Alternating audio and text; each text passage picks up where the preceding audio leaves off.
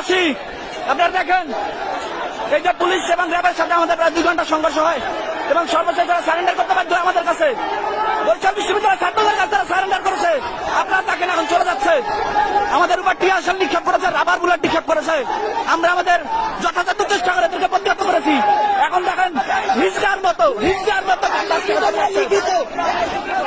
লিখিত দিয়ে যাইতে হবে, সারেন্ডার করে লিখিত দিয়ে যাইতে হবে।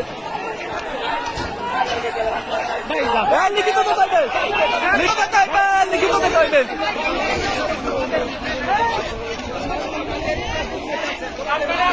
আপনারা দেখেন সাধারণ শিক্ষার্থী এমন ভাবে প্রতিরোধ করেছে, অভিযানদের শক্তি আপনারা দেখে রাখেন। এরা আমাদের কাছে সারেন্ডার করেছে, মাপ চেয়েছে। আপনাদের লিখিত দিতে হবে, তো লিখিত।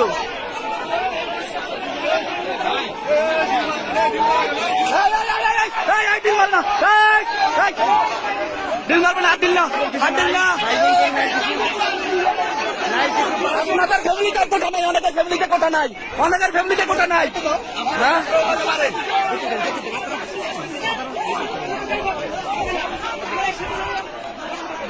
দেখছেন আপনারা, এই হিজড়ার গোষ্ঠী ববিয়ানদের কাছে পরাজিত হয়ে সারেন্ডার করেছে এবং আমাদের সবাইকে ডেকে তারা স্বীকার করেছে যে আমরা আসলে চলে যাচ্ছি এবং তারা হচ্ছে ক্যাম্পাস থেকে চলে যাচ্ছে। এখন জানি না তাদের কোনো দুর্বসন্ধি আছে কিনা পরবর্তীতে।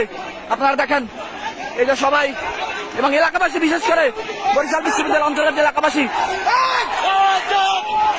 বরিশাল বিশ্ববিদ্যালয় এলাকাবাসী ডিল মারে কেন, আবার ডিল মারে কেন, আবার ডিল মারে কেন? এবার খেয়াল রাখেন বাইরের থেকে কেউ যেন ডিল মারতে পারে না পারে।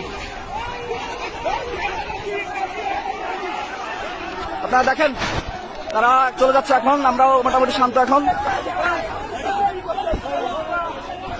এলাকাবাসী আমাদেরকে যথেষ্ট সহায়তা করেছে। এই বরিশাল দপদপিয়া ইউনিয়নের এলাকাবাসী, বরিশাল বিশ্ববিদ্যালয়ের আশেপাশের এলাকাবাসী, তারা আমাদের সর্বোত্তম সহযোগিতা করেছে। তাদের কাছে আমরা আসলেই কৃতজ্ঞ। এবং এই যে র্যাব, পুলিশ, তারা আমাদের কাছে সারেন্ডার করতে বাধ্য হয়েছে। আমরা কিন্তু তারা কিন্তু এখন ক্যাম্পাস ছেড়ে চলে যাচ্ছে। তারা প্রায় দীর্ঘ 2 ঘন্টা টিয়ার শেল এবং রাবার বুলেট নিক্ষেপ করেছে। আমরা সবগুলোই তাদেরকে প্রতিহত করেছি। এখন তারা চলে যাচ্ছে।